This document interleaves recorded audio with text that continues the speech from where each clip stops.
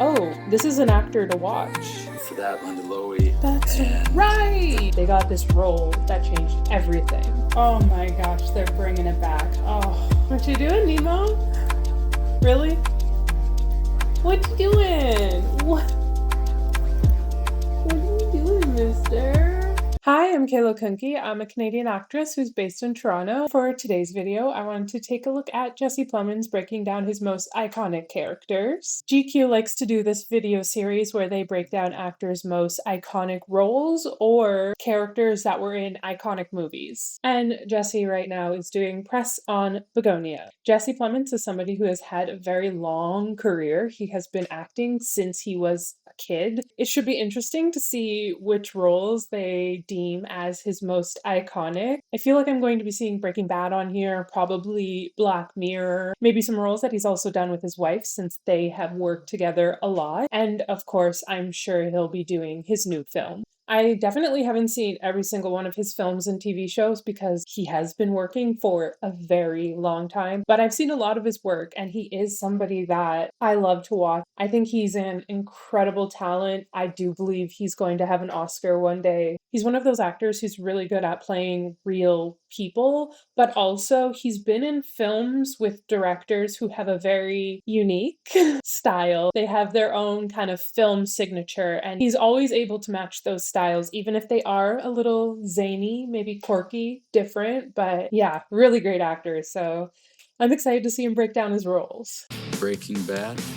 Of course, starting with Breaking Bad. I'm not surprised. Breaking Bad was a very iconic TV show. I know this might sound dramatic. I'll say it. I think it changed TV forever. I truly believe that Breaking Bad is the reason why we saw this renaissance of TV shows. I think Breaking Bad started it. And I think that Bryan Cranston is one of the most incredible actors ever. I had seen Jesse Plemons in lots of things before this, but I feel like Breaking Bad is where I really realized that, oh, this is an actor to watch. Breaking Bad came along in a kind of creative dry spell. There was a short... I feel like that always happens. You hear stories of actors who were going through dry spells and then they got this role that changed everything. Whether it's storytelling or it's truth, there's always this kind of actors get that role right at the moment where they want to give up almost. Once you see it, it's kind of hard to ignore it. So just making note. Breakdown of who Todd was,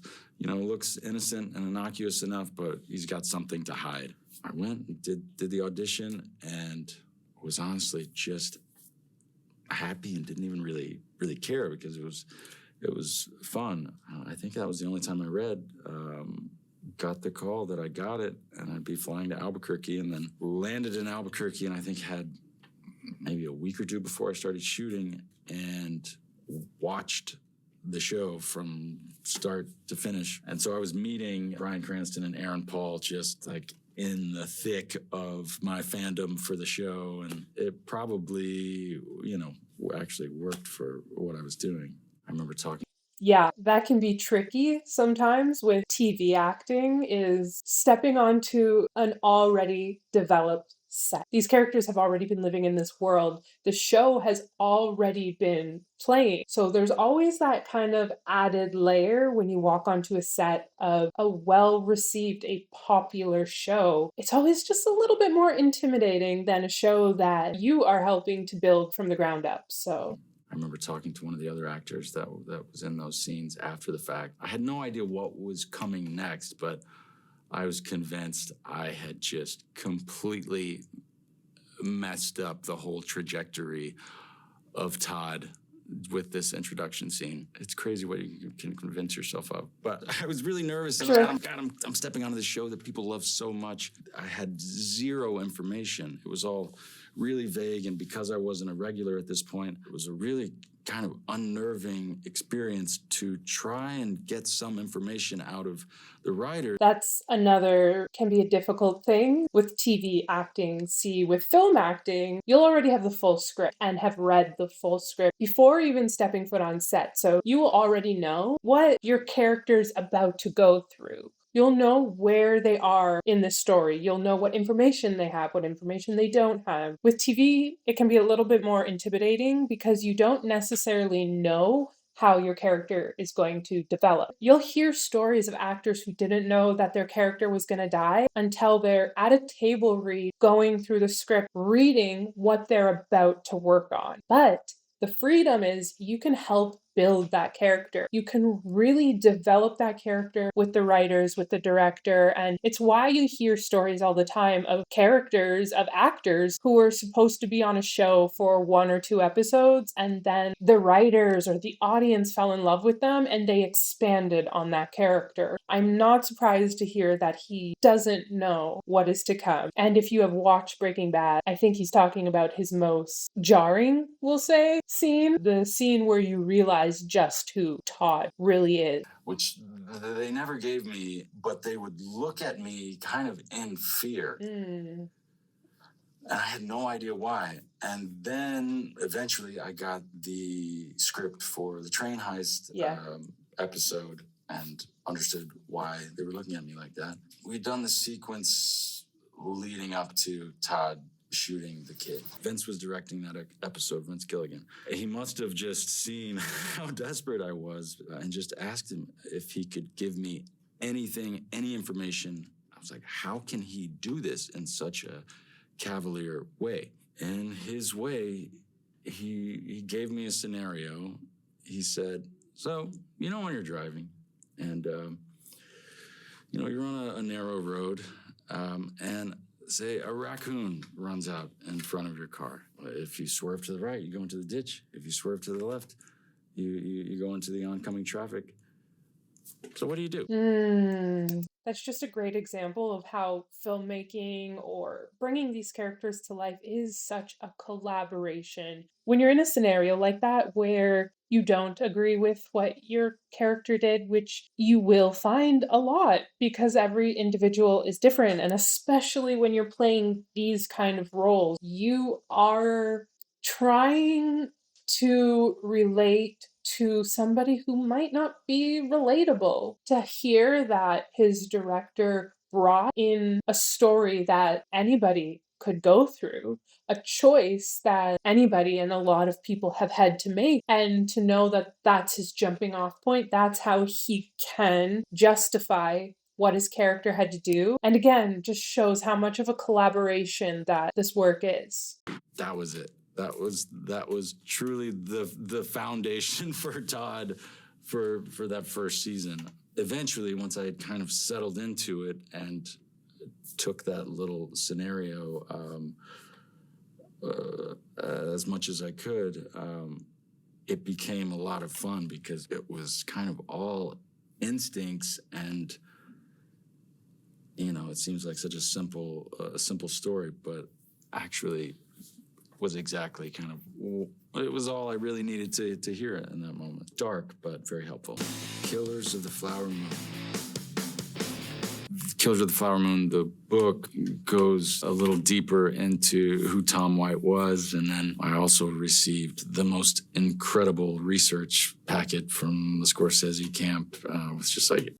I think that is probably the best gift ever, is if you are playing a role based off of a book, always read that book. I know it should be seen as a no-brainer. That book will always have so much information. It will just help you get excited for the role. That is a dream of mine, is to play a role that is based off of a book, because I love books so much and there's so many incredible stories that I've read that I'm like, oh, I would die to bring this character to life. So everything I would ever want to know, photos, and this book that was written just about Tom White.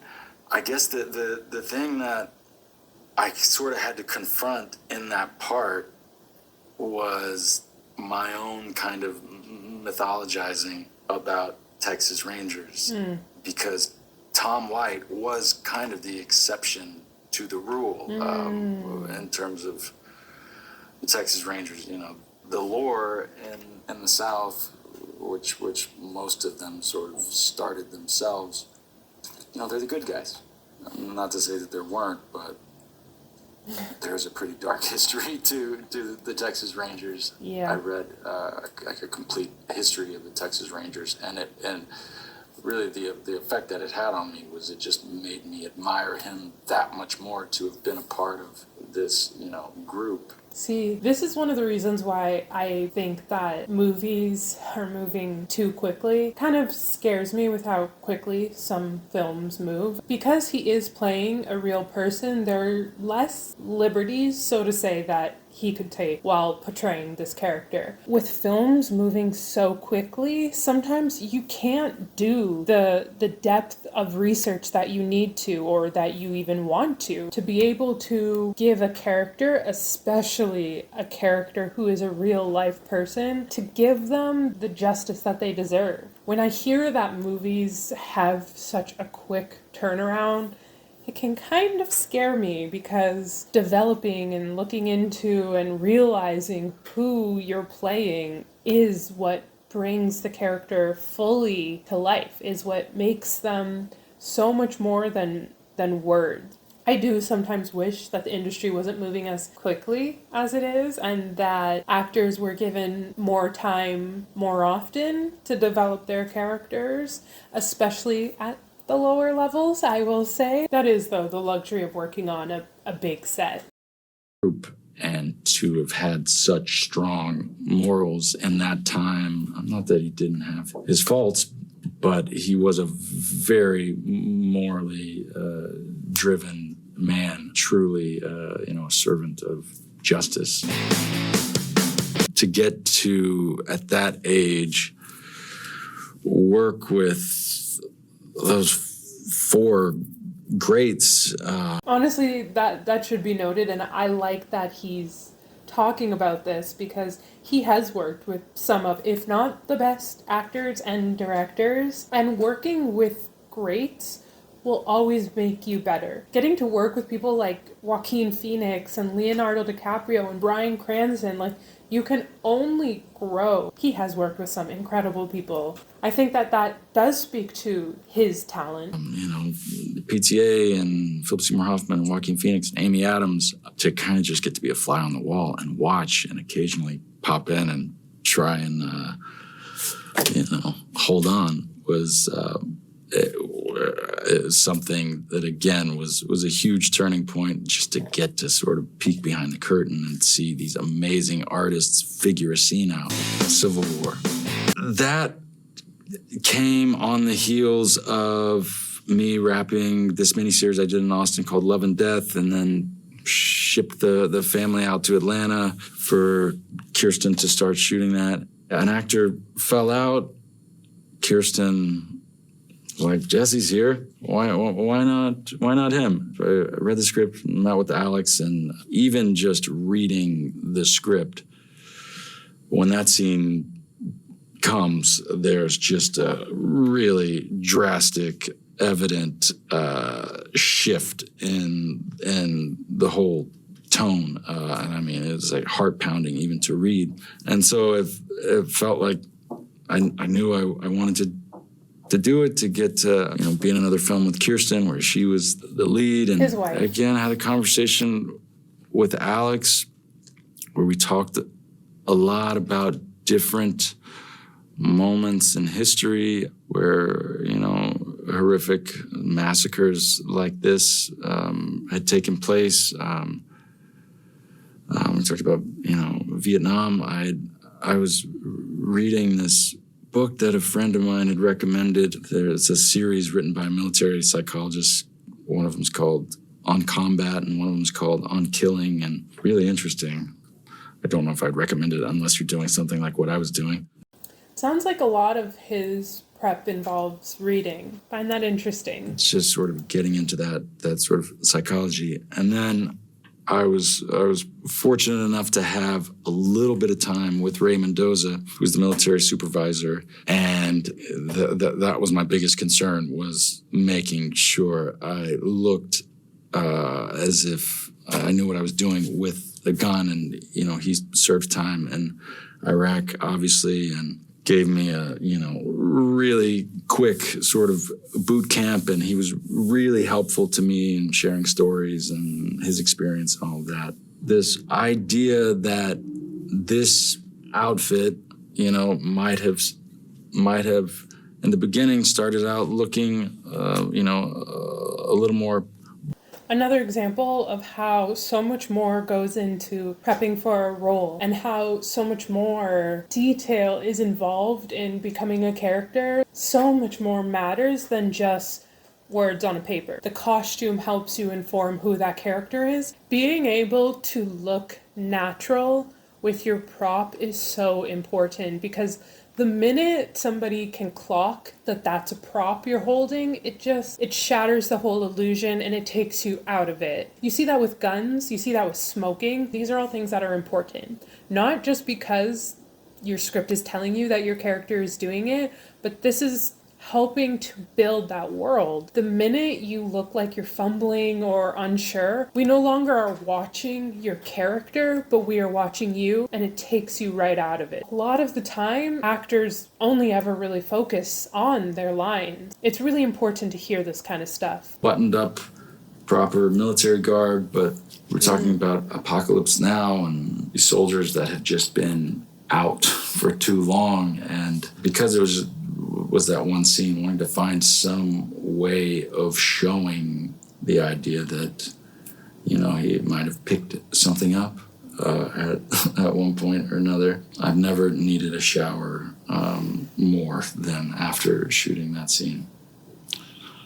Which is crazy to hear as well, knowing his character Todd, right? But I specifically remember watching his role in that film and feeling so icky because, his character, unfortunately, is very realistic. And if you've never seen Civil War, that film, it's a very scary film considering the state of the world right now. So that's all I'll say about that. Friday Night Lights. I didn't know he was in this. I definitely watched one episode of Friday Night Lights. Loved it. Thought it was incredible. Was like, this is going to be my new show. Watched the second episode and was like, you know what? I actually don't like football. Never watched it again. When I was, I guess, a couple of years into, my just transitioning out of child actor, going through the awkward phase as every teenager does, and kind of not really knowing where I'd fit or what kind of parts I might be playing, and then became the token troubled kid on all the procedural shows like Judging Amy and Cold Case. Again, the redhead that was up to no good. Yep. I had done an episode of Grey's Anatomy. Met the amazing casting director for that, Linda Lowy. That's and right. It was... He's literally done everything. He's done so much. See, this is why I love watching these kind of videos. It's so easy for you to see he's in everything and just assume he's got something that I don't. I think it's easy to think the thing he has is something personal. Like he knows this great secret that I have yet to learn. But the truth is, the thing that he has is more hours than you. He is somebody who has been working since he was a kid. He has been working for decades. Not only that, he's been working for decades on some of the top shows with some of the most talented people. You would pick something up. I feel like that's always so important to keep in mind when you're watching these celebrities or even just people who seem to have it all. You just have to remember that the difference between them and you is the hours. That's really it. Actually read for Matt Saracen. I read with Linda and we're both kind of like, all right, that was okay, And then she handed me the sides for Landry, and I don't really know if I've ever had this experience before or since then where it was as if reading those sides for the first time, I just immediately knew who this guy was. From high school kids that I knew, I'm sure some aspects of myself are in there too, but I spent maybe 10 minutes in the waiting room reading the sides, and it just felt like, okay. I can relate. That's only happened to me once, where I read the sides to a character and it was like I knew instantly who this character was, and it's like I didn't even need the rest of the script to understand how this character operated. It's one of those magical moments because it's rare. I remember for that audition as well, they wanted me to read for 2 characters, but I knew that I was a better fit for the one, and that was the one that I booked. Those moments are always so magical. When I first got those scripts, I was really shocked, for one, but also excited at the challenge because it's a show that was sort of known for its realism, and so to try and pull off a storyline that was a little more dramatic and out there was also a fun challenge. Once it had all been resolved and Landry magically got off, I was begging Jeffrey Reiner, who's one of the producers on the show. I was like, can't we just have a moment in the hallway where we cross paths and look at each other or something to let you know that Landry killed a guy and he's going to be carrying this with him for the rest of his life? I was like, no. We just moved right along. Yeah, that sounds like teen drama. Fargo. My initial thought was, this seems like a really bad idea to make a show based on Coen Brothers' existing film, for them not to be directing it. And then I watched the show and I was like, had no idea how Noah pulled it off. I just thought the writing was amazing and the casting, and he really captured the spirit of their little universe. One of the things he told me, I might have even been written in the script, and I think at that point we only had 2 episodes or so. So he was like, if Ed was a part of the animal kingdom, he would be a cow. I was like, could you explain that further? It's like, he just wants a nice field to graze in, and what he wants is very simple. You hear this a lot, actually, more than you would expect. And some actors actually use this when developing their characters, is playing their character as an animal. And I don't mean like getting on their hands and knees and mooing like a cow. It's kind of a fun little experiment to do, to look at the character you're playing and think of what animal they would be if they were one, and then bringing the qualities or characteristics of that animal to that character. You've never tried it before, which if you've ever gone to drama school, I know you have, but if you've never tried it before, it can be really fun. As the season went on and Ed is sort of put in more sticky, awful situations, I remember thinking about that, and I was like, okay, so he's just done all of this, but he's a cow. Okay. And I was like, oh, a male cow, it's a bull. So I was like, okay.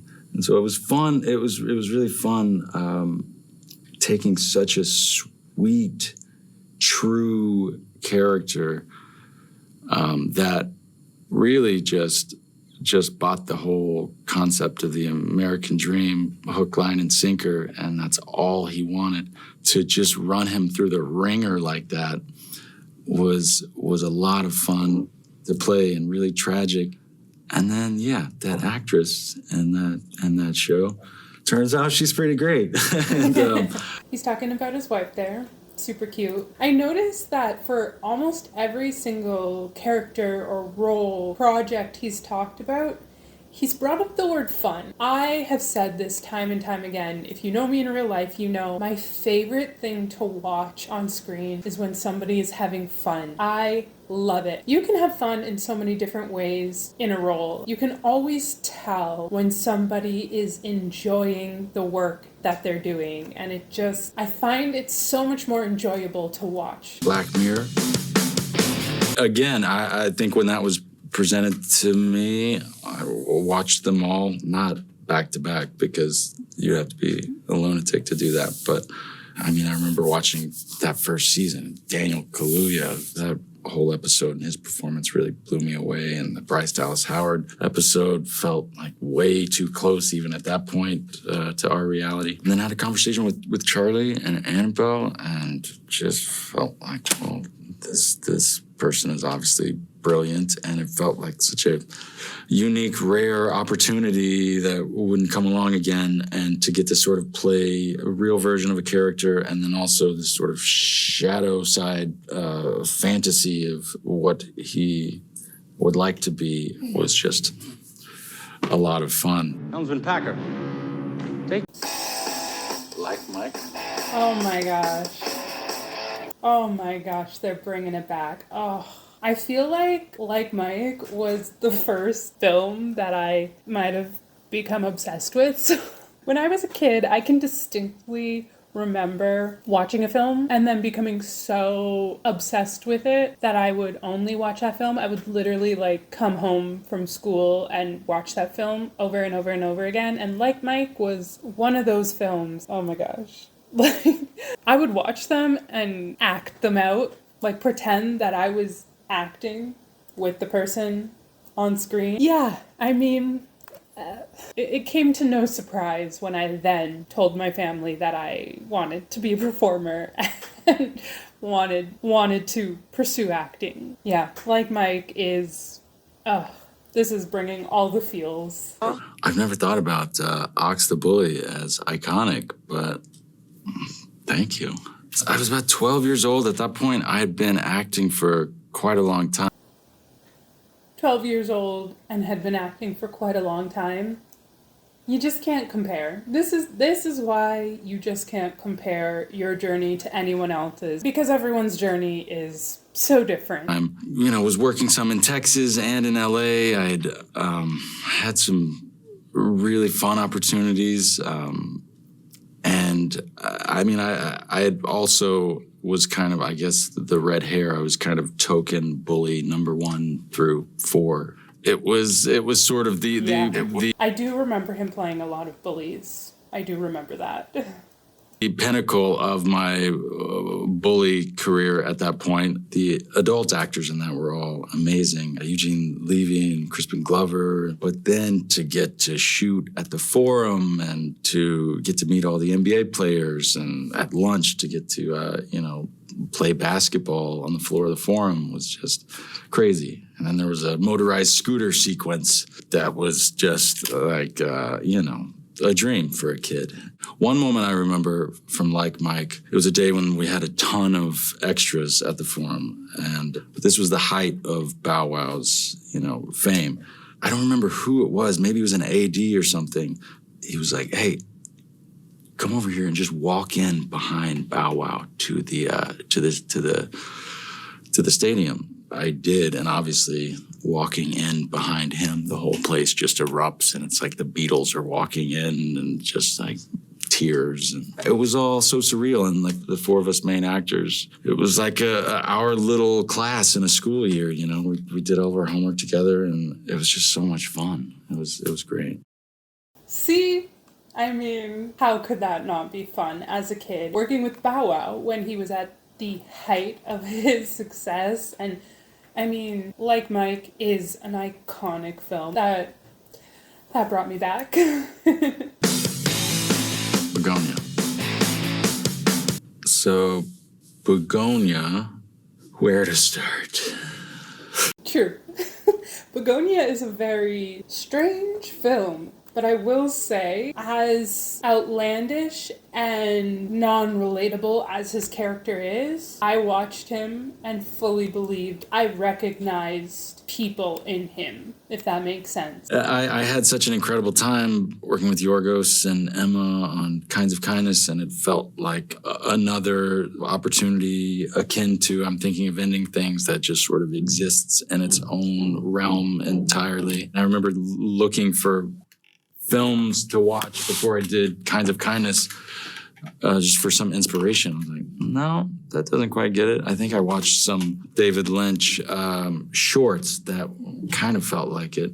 And then so to get the opportunity to work with them again on Begonia was a surprise and one that I was very excited about. The character felt like someone that I think exists, and although it's, you know, sort of fantastical, it wasn't until a year later, and the first time I read it, I remember laughing out loud, like, ha ha ha, so funny. And then the second time I read the script, I did not at all. I was like, what? Did I change? Did the script change? It was a totally different experience. I loved it just as much, but it was very different, and maybe it was like the reality setting in of like, okay, you're going to now go be Teddy, and all he goes through in that film. I mean, the third act is some of the craziest scenarios I've ever gotten to play as an actor. Yorgos surrounds himself with such crazy, talented people that are all there because they, you know, believe in him and the project. And so it was really a tough shoot, but one that, yeah, I will cherish forever. You know, signing on to it, what's coming. And then, you know, there are waves of having to, you know, prepare yourself for all of that. Yeah, it was just, I'm gonna have to figure out how to talk about this movie because it was hard, but it was so much fun.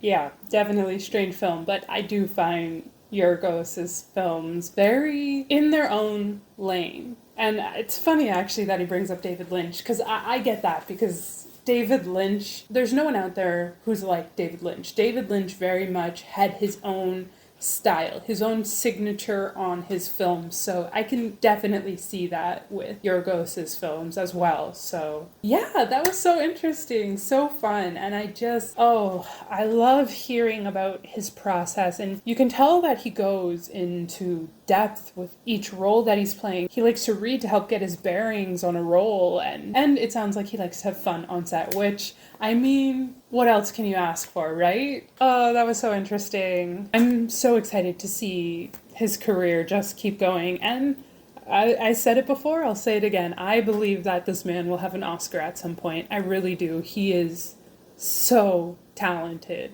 Yeah, that was so much fun. I hope you enjoyed it as much as I did. If you did, don't forget to subscribe so you don't miss out on any videos, and I'll see you in the next one.